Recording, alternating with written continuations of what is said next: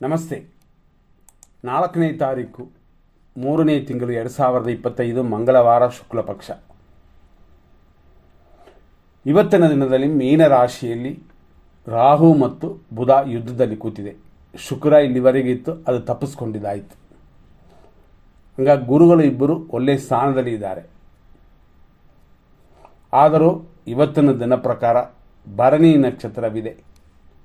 ರಾತ್ರಿ ಸುಮಾರು 2 ಗಂಟೆ 37 ನಿಮಿಷ 22 ಸೆಕೆಂಡ್ವರೆಗೂ ಆ ರೀತಿ ಭರಣಿ ನಕ್ಷತ್ರವಿದೆ.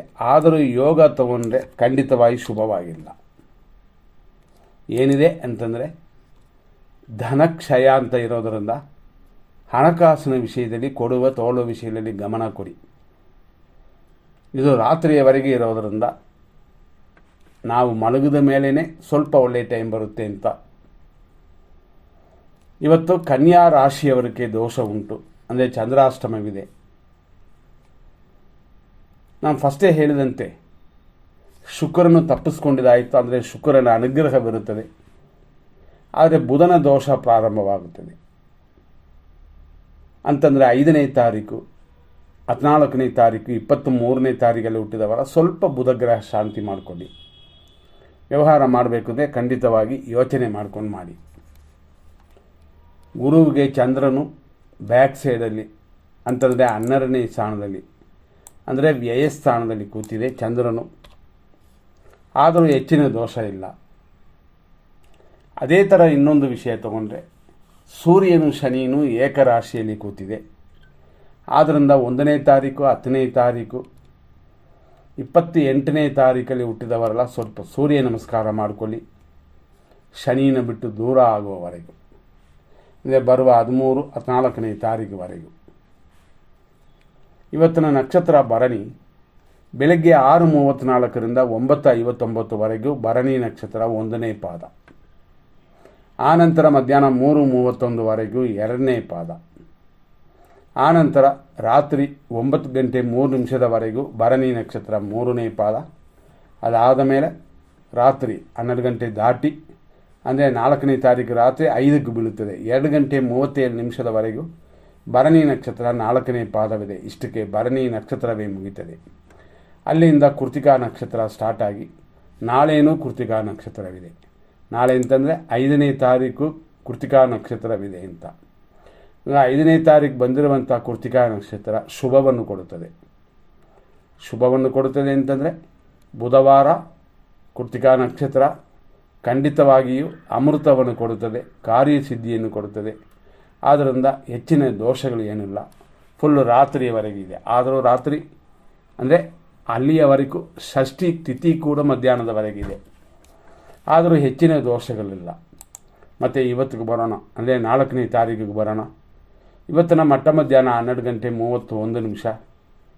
ಇವತ್ತು ಕೆಲವು ವಿಷಯಗಳು ಅಂತಂದರೆ ಅಮೃತಗಳಿಗೆ ಗುರು ಹೊರೆ, ಶುಕ್ರ ಹೊರೆ, ಈ ಥರ ಕೆಲವು ವಿಷಯಗಳನ್ನ ನೋಡೋಕ್ಕೆ ಹೋದರೆ ಬೆಳಗ್ಗೆಯಿಂದ ಒಂದು ಸ್ವಲ್ಪ ನೋಡ್ತಾ ಬರೋಣ. ಆದರೂ ಇದೆಲ್ಲ ಮೀರಿ ನಾವು ಫಿಲ್ಟ್ರ್ ಮಾಡಿ ಬೇರೆ ಇಟ್ಟಿದ್ದೀವಿ. ಅಂದರೆ ಯಾವ ಥರ ಹಂಗೆ ಅಂತಂದರೆ 100% ಶುಭವನ್ನು ಅಶುಭವನ್ನು ವಿಂಗಡಿಸಿಟ್ಟಿರೋದ್ರಿಂದ ಅದನ್ನು ನೋಡಿಕೊಂಡು ನಿಮ್ಮ ಕಾರ್ಯಗಳನ್ನ ಮಾಡ್ಬೋದು. ನಾವು ಜನರಲ್ ಆಗಿ ಇರುವ ಒಳ್ಳೆಯ ಸಮಯವನ್ನು ನೀಡ್ತೀವಿ, ಅಂದರೆ 6:34ರಿಂದ 7:11. ಅದೇ ಥರ ಇನ್ನೊಂದು ಶುಭ ಸಮಯ ಅಂತಂದರೆ ಲಾಭದ ಸಮಯ ಅಂತ, ಅದು 8:03ರಿಂದ 9:33 ಮತ್ತು ಬೆಳಗ್ಗೆ 8:33ರಿಂದ 9:33. ಇದನ್ನು ಶುಕ್ರ ಹೊರೆ ಅಂತಂತೀವಿ. ಶುಕ್ರ ಹೊರೆಯೂ ಇದೆ. ಈ ರೀತಿ ಇರುವ ಈ ದಿನದಲ್ಲಿ ಧನಲಾಭ ಕಾಲ ಅಂತಂದರೆ 9:33ರಿಂದ 11:02. ಅದೇ ಥರ ಇನ್ನೊಂದು ವಿಷಯಕ್ಕೆ ನಾವೀಗ ಬರೋಣ. ಅಭಿಜಿತ್ ಮುಹೂರ್ತ 12 ಗಂಟೆ 8 ನಿಮಿಷದಿಂದ 12:55. ಅದೇ ಥರ 12:31ರಿಂದ ಮಧ್ಯಾಹ್ನ 1:31ವರೆಗೂ ಗುರು ಹೊರೆ ಇದೆ. ಇದೆಲ್ಲ ಇದ್ದರೂ ಕೂಡ ನಾವು ನೋಡುವಂಥ 100% ಸೆಲೆಕ್ಟ್ ಮಾಡಿರುವ ಟೈಮ್ಗೆ ಹೋಗ್ಬಿಡೋಣ, ಯೋಚನೆ ಇಲ್ಲದೆ ಹೋಗ್ಬೋದು. ಬೆಳಗ್ಗೆ 6:34ರಿಂದ 8:55 ಈ ಸಮಯ ಶುಭ ಸಮಯವಾಗಿದೆ. ಆದ್ದರಿಂದ ಇದನ್ನು ಧಾರಾಳವಾಗಿ ನೀವು ಸೆಲೆಕ್ಟ್ ಮಾಡ್ಕೋಬೋದು. ಮತ್ತೊಂದು ಸಮಯ ಅಂತಂದರೆ 11 ಗಂಟೆ 4 ನಿಮಿಷದಿಂದ ಮಧ್ಯಾಹ್ನ 3:28 ಇದು ಒಂದು ಶುಭ ಸಮಯವೇ. ಅದೇ ಥರ ಸಂಜೆ 5:02ರಿಂದ 9:28ವರೆಗೆ ಒಂದು ಒಳ್ಳೆಯ ಟೈಮ್. ರಾತ್ರಿ 11:03ರಿಂದ ರಾತ್ರಿ 11:11ವರೆಗೂ ಒಂದು ಶುಭ ಸಮಯ. ಅದೇ ಥರ ರಾತ್ರಿ 12 ಗಂಟೆ ದಾಟಿ ಅಂದರೆ 4 ರಾತ್ರಿ 5 ಅಂತ 1 ಗಂಟೆ 27 ನಿಮಿಷದ ಮೇಲೆ ಬೆಳಗ್ಗೆವರೆಗೂ ಚೆನ್ನಾಗಿದೆ. ಆದ್ದರಿಂದ ಆ ಸಮಯಕ್ಕೆ ನಮಗೆ ನಕ್ಷತ್ರವೇ ಚೇಂಜ್ ಇರುತ್ತದೆ. ಅಂದರೆ ಫಸ್ಟ್ವರೆಗೂ ಭರಣಿ ನಕ್ಷತ್ರ ಇದೆ ಅಂತಂದಿವಿ, ಆಮೇಲೆ ಬಂದಿರೋದು ಕೃತಿಕ. ಕೃತಿಕ ಅನ್ನೋ ನಕ್ಷತ್ರ ಕೆಲವರು ಅಶುಭ ನಕ್ಷತ್ರ ಅಂತ ಅಂತಾರೆ. ಆದರೂ ಬಂದಿರುವಂಥ ಈ ದಿನದಲ್ಲಿ ವಾರ ತಿಥಿ ನಕ್ಷತ್ರ ಮೂರನ್ನು ಕೂಡಿ ನೋಡಿದ್ರೆ ಖಂಡಿತವಾಗಿ ಅಷ್ಟೊಂದು ತೊಂದರೆಗಳಿಲ್ಲ. ಆದ್ದರಿಂದಾಗಿ ಶುಭವಾಗಿದೆ. ಅದು ಮುಹೂರ್ತ ಕಾರ್ಯಗಳನ್ನ ಮಾಡುವಂಥ ನಕ್ಷತ್ರವಿಲ್ಲ, ಆದರೂ ಹೆಚ್ಚಿನ ದೋಷಗಳನ್ನು ಕೊಡೋದಿಲ್ಲ. ಇದನ್ನು ಮನಸ್ಸಲ್ಲಿ ಇಟ್ಕೊಳ್ಳಿ. ಇವತ್ತು ಇಷ್ಟು ವಿಷಯಗಳನ್ನ ನೋಡಿದ್ವಿ. ಅದೇ 100% ದೋಷ ಬರುವ ಸಮಯವನ್ನು ನೋಡ್ಬೋದು. 100% ದೋಷ ಬರುವ ಸಮಯ ಬೆಳಗ್ಗೆ 8:57ರಿಂದ 9:44 ಇದು ದುರ್ಮುಹೂರ್ತ. ಬೆಳಗ್ಗೆ 9:33ರಿಂದ 11:02 ಯಮಕಂಡ ಕಾಲ. ಮಧ್ಯಾಹ್ನ 3:30ರಿಂದ ಸಂಜೆ 5ವರೆಗೂ ವಿಷಕಾಲ. ಅದೇ ಥರನೇ ರಾತ್ರಿ 9:30ರಿಂದ 11:01ವರೆಗೂ ವಿಷಕಾಲ. ಇದೇ ಥರ ರಾತ್ರಿ 11 ಗಂಟೆ 13 ನಿಮಿಷದಿಂದ 1 ಗಂಟೆ 25 ನಿಮಿಷದವರೆಗೂ ಮೃತ್ಯು ಇದೆ. ರಾತ್ರಿ 11:19ರಿಂದ 12:07ವರೆಗೂ ದುರ್ಮುಹೂರ್ತ. ರಾತ್ರಿ ಅಷ್ಟೊತ್ತಿಗೆ ಮಲಗಿರ್ತೀವಿ, ಹೆಚ್ಚಾಗಿ ಬೇಕಾಗಿಲ್ಲ. ಆದರೂ ಗಾಡಿ ಚಾಲಕರು ಅಂದರೆ ಡ್ರೈವಿಂಗಲ್ಲಿ ಇರುವವರು, ಬಸ್ಸು ಗಾಡಿಗಳೆಲ್ಲ ಓಡಿಸೋರು ಕೆಟ್ಟ ಟೈಮ್ ಬಂದರೆ ಸ್ವಲ್ಪ ಹುಷಾರಾಗಿ ಓಡ್ಬೋದು. ಯಾಕೆಂತಂದರೆ ಈ ಸಮಯಗಳಲ್ಲಿ ಅಪಾಯಕಾರಿ ಸಮಯ ಅಂತ. ಈ ರೀತಿಯೆಲ್ಲ ಇವತ್ತು ನೋಡಿದ್ವಿ. ಇದನ್ನು ನೋಡಿಕೊಂಡು ಮತ್ತೆ ಬೇರೆ ಬೇರೆ ವಿಷಯಗಳನ್ನ ನೋಡೋಣ. ತಾರಾ ಮತ್ತು ಚಂದ್ರಬಲ. ಇವತ್ತು ನಾವು ಹೇಳಿದಂತೆ ಭರಣಿ ನಕ್ಷತ್ರ ಶುಭವಾಗಿಲ್ಲ, ಧನಕ್ಷಯ ಅಂತ ಕೊಡುತ್ತದೆ ಅಂತ ಬಂದಿತ್ತು. ಆ ಭರಣಿ ನಕ್ಷತ್ರ ರಾತ್ರಿ 2:38ವರೆಗೂ ಅಂತ ನಾವು ಕೊಟ್ಟಿದ್ದೀವಿ. ಆದ್ದರಿಂದ ಈ ಸಮಯವನ್ನು ನೋಡಿಕೊಂಡು ನಿಮ್ಮ ಕಾರ್ಯಗಳನ್ನ ಮಾಡುವಂಥದ್ದು ಉತ್ತಮ. ಅಶ್ವಿನಿ ನಕ್ಷತ್ರ ಮೇಷರಾಶಿಯಲ್ಲಿ ಹುಟ್ಟಿದವರಿಗೆ ರಾತ್ರಿಯವರೆಗೂ ಅಂತಂದರೆ 2:38ವರೆಗೂ ಸಂಪತ್ತಿದೆ, ಶರೀರ ಸುಖವಿದೆ, ಶುಭಕರವಾಗಿದೆ. ಭರಣಿ ನಕ್ಷತ್ರ ಮೇಷರಾಶಿಯವರಿಗೆ ಇವತ್ತು ದಿನ ಪ್ರಕಾರ ಜನ್ಮತಾರೆ. ತಲೆ ಸ್ನಾನ ಮಾಡಿ ಪಕ್ಷಿ ಪ್ರಾಣಿಗಳಿಗೆ ಮೇವಾಗ್ಬೋದು. ಆದರೂ ಆರೋಗ್ಯ ಅಭಿವೃದ್ಧಿ ಉಂಟು. ಇದು ರಾತ್ರಿಯವರೆಗೂ. ಕೃತಿಕಾ ನಕ್ಷತ್ರ 1ನೇ ಪಾದ ಮೇಷರಾಶಿ, ಖಂಡಿತವಾಗಿ ಉಂಟು, ಅಭಿವೃದ್ಧಿ ಇರುತ್ತದೆ. ಆದ್ದರಿಂದ ಶುಭದಿನವಾಗಿದೆ. ನಂತರ ನೋಡುವಂಥ ಕೃತಿಕಾ ನಕ್ಷತ್ರನೇ ಆದರೆ ವೃಷಭ ರಾಶಿ, ಪರಮ ಮಿತ್ರತಾರೆ. ಸ್ವಲ್ಪ ವ್ಯಯ ಜಾಸ್ತಿ ಆಗುತ್ತೆ, ಅದು ಕಂಟ್ರೋಲ್ ಮಾಡ್ಕೊಳ್ಳಿ. ರೋಹಿಣಿ ನಕ್ಷತ್ರ ವೃಷಭ ರಾಶಿ, ಮಿತ್ರಧಾರೆ, ವ್ಯಯ ಇದೆಲ್ಲ ಉಂಟು.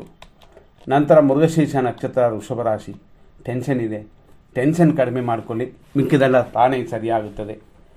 ನಂತರ ನೋಡುವಂಥದ್ದು ಮೃಗಶೀರ್ಷ ನಕ್ಷತ್ರ ಮಿಥುನ ರಾಶಿ, ಟೆನ್ಷನ್, ಆದರೂ ಇಷ್ಟಾರ್ಥ ಸಿದ್ಧಿ ಆಗುತ್ತದೆ.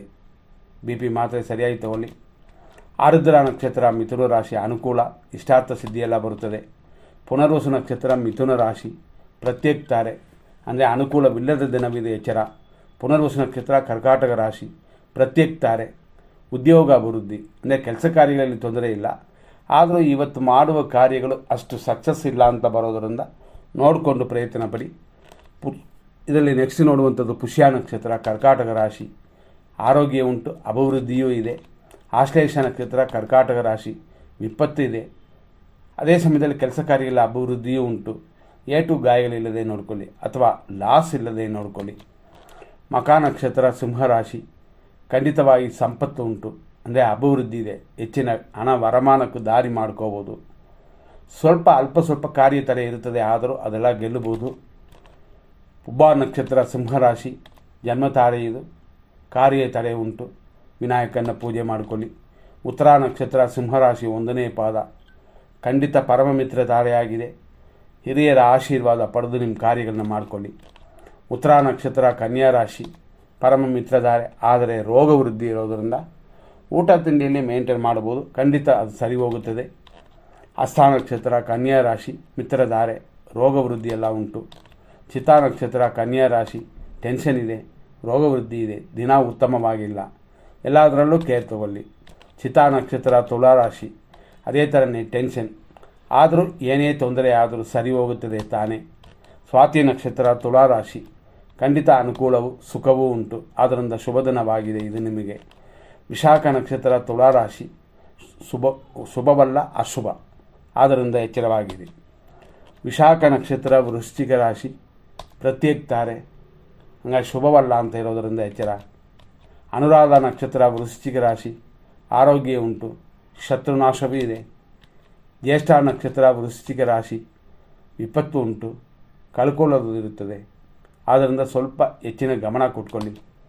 ಮೂಲ ನಕ್ಷತ್ರ ಧನುಸು ರಾಶಿ, ಅನುಕೂಲವಿದೆ, ಸಂಪತ್ತಿನ ಅಂದರೆ ಹಣಕಾಸಿನ ಅನುಕೂಲವಿದೆ ಇದು, ಆದ್ದರಿಂದ ಹೆಚ್ಚಾಗಿ ತಲೆ ಕೆಡಿಸ್ಕೊಳ್ಳುವಂಥದ್ದಿಲ್ಲ. ಪೂರ್ವಾಷಾಢ ನಕ್ಷತ್ರ ಧನುಸು ರಾಶಿ, ಜನ್ಮತಾರೆ, ತಲೆ ಸ್ನಾನ ಮಾಡ್ಕೊಳ್ಳಿ, ದೇವರಲ್ಲಿ ಪೂಜೆಗೆ ಕೊಡಿ, ಯಾವುದಾದ್ರು ಒಂದು ಅಭಿಷೇಕ ಇರಲಿ. ಅದರಲ್ಲೂ ಇವತ್ತು ವಿಶೇಷವಾಗಿ ಶುಕ್ರ ಶಾಂತಿ, ಶುಕ್ರನಿಗೆ ಪೂಜೆ ಮಾಡಿ ಇನ್ನಷ್ಟು ಚೆನ್ನಾಗಿರುತ್ತದೆ. ಉತ್ತರಾಷಾಢ ನಕ್ಷತ್ರ ಧನುಸು ರಾಶಿ, ಪರಮ ಮಿತ್ರಧಾರೆ ಇದೆ, ಸ್ವಲ್ಪ ಕಾರ್ಯ ವಿಘ್ನವೂ ಬರುತ್ತದೆ, ಹಾಗಾಗಿ ವಿನಾಯಕನಿಗೂ ಪೂಜೆ ಮಾಡಿ, ಹಾಗೆ ಶುಕ್ರನಿಗೂ ಪೂಜೆ ಮಾಡಿಕೊಳ್ಳಿ, ಇನ್ನೂ ಚೆನ್ನಾಗಿರುತ್ತದೆ. ಉತ್ತರಾಷಾಢ ನಕ್ಷತ್ರ ಮಕರ ರಾಶಿ, ಖಂಡಿತವಾಗಿ ಪರಮ ಮಿತ್ರಧಾರೆ ಆಗಿದೆ, ಆದ್ದರಿಂದ ಅನುಕೂಲ ಉಂಟು. ಶ್ರವಣ ನಕ್ಷತ್ರ ಮಕರ ರಾಶಿ, ಮಿತ್ರಧಾರೆ, ಆಮೇಲೆ ಪರಮ ಮಿತ್ರಧಾರೆ, ಹಾಗಾಗಿ ಪರವಾಗಿಲ್ಲ. ಈ ದಿನ ನೀವು ಮೇಂಟೈನ್ ಮಾಡೋದ ಮೇಲೆ ದಿನ ಹೋಗುತ್ತದೆ. ಧನಿಷ್ಠ ನಕ್ಷತ್ರ ಮಕರ ರಾಶಿ, ಟೆನ್ಷನ್, ರೋಗ ಭಯವೆಲ್ಲ ಉಂಟು. ಧನಿಷ್ಠ ನಕ್ಷತ್ರ ಕುಂಭರಾಶಿ, ಟೆನ್ಷನ್ ಇದೆ, ಆದರೂ ಎಂದಿನಂತೆ ಬರುವ ಲಾಭಕ್ಕೆ ಏನು ತೊಂದರೆಗಳಿಲ್ಲ. ಶತಭಿಷ ನಕ್ಷತ್ರ ಕುಂಭರಾಶಿ, ಅನುಕೂಲವಿದೆ, ಲಾಭವಿದೆ, ಎಲ್ಲ ಚೆನ್ನಾಗಿದೆ. ಪೂರ್ವ ಭಾದ್ರಪದ ನಕ್ಷತ್ರ ಕುಂಭರಾಶಿ, ಪ್ರತ್ಯೇಕ ತಾರೆ, ಅನುಕೂಲವಿಲ್ಲದ ದಿನವಿದು, ನೋಡಿಕೊಂಡು ಕಾರ್ಯಗಳನ್ನ ಮಾಡಿ. ಯಾರನ್ನು ನಂಬಿಕೊಂಡು ಹೆಚ್ಚಾಗಿ ಹಣವನ್ನು ಬಿಟ್ಟುಬಿಡಬೇಡಿ, ಅದರಲ್ಲಿ ಸಿಕ್ಕಾಕೊಳ್ತೀರಾ. ಪೂರ್ವ ಭಾದ್ರಪದ ನಕ್ಷತ್ರ ಮೀನರಾಶಿ, ಅನುಕೂಲವಿಲ್ಲದ ದಿನವಿದು, ಹಣಕಾಸನ್ನು ಕಳ್ಕೊಳ್ಳುವ ಅಥವಾ ಲಾಭವನ್ನು ಕಳ್ಕೊಳ್ಳುವ ದಿನವಿದು. ಮನಸ್ಸಿಗೆ ಸಂಕಟಗಳಿರುತ್ತದೆ, ಅದನ್ನೆಲ್ಲ ದೂರ ಮಾಡಬೇಕು. ಉತ್ತರ ಭಾದ್ರಪದ ನಕ್ಷತ್ರ ಮೀನರಾಶಿ, ಆರೋಗ್ಯ ಉಂಟು, ಸ್ವಲ್ಪ ಧನಹಾನಿ ಅಂತ ಇರೋದರಿಂದ ಇಡ್ತಾ ಇರಲಿ, ಇನ್ನೊಂದು ದಿನ ಧಾರಾಳ ತೋರಿಸೋಣ. ರೇವತಿ ನಕ್ಷತ್ರ ಮೀನರಾಶಿ, ಏಟು ಗಾಯಗಳಿದೆ, ವೇಸ್ಟ್ ಖರ್ಚುಗಳಿದೆ, ಶುಭ ಖರ್ಚುಗಳಿಲ್ಲ, ಆದ್ದರಿಂದ ಎಚ್ಚರವಾಗಿ ಇಟ್ಕೊಂಡು ಎಷ್ಟು ಬೇಕೋ ಅಷ್ಟು ಖರ್ಚು ಮಾಡಿ. ಯಾಕೆಂದರೆ ದೊಡ್ಡ ಖರ್ಚುಗಳಿಗೆ ದಾರಿ ಉಂಟು, ಅದಕ್ಕೆ ಅವಕಾಶ ಮಾಡಿಕೊಡ್ಬೇಡಿ. ಇಷ್ಟೆಲ್ಲ ಇದ್ದರೆ ಖಂಡಿತವಾಗಿ ನಿಮ್ಮ ದೋಷಗಳು ದೂರವಾಗುತ್ತದೆ. ಮುಂದಿನ ಸಂಚಿಕೆಯಲ್ಲಿ ನೋಡೋಣ. ಧನ್ಯವಾದಗಳು.